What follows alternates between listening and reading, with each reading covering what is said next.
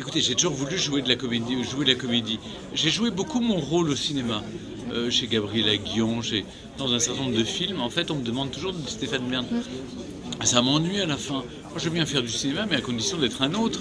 Et enfin, on m'a proposé d'être lieutenant de gendarmerie dans un vrai polar. Alors ça m'a plu, vous pensez.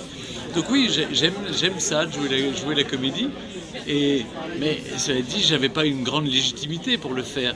Animateur télé, Monsieur Patrimoine, tout ça ne vous préfigure pas à faire ce genre de choses. Et pourtant, le réalisateur m'a beaucoup aidé et nous avons beaucoup travaillé. Et voilà, vous avez vu le résultat, mais j'y ai pris énormément de plaisir. J'espère qu'on pourra avoir le temps de trouver comme ça, ces doux parfums de l'enfance.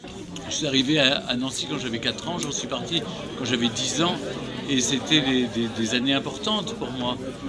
J'étais à l'école Braconneau, j'allais voir Jojo au parc de la Pépinière, je sais qu'il est mort, maintenant j'ai beaucoup pleuré. Ma salle de jeu, c'était la place Stanislas, le Carrière, le musée Lorrain, ce vieux Nancy que j'aime quand même, les Cordeliers. Enfin, c'est une ville extraordinaire. Est-ce que les Nanciens se rendent compte de l'importance de leur patrimoine historique? C'est vraiment une ville unique.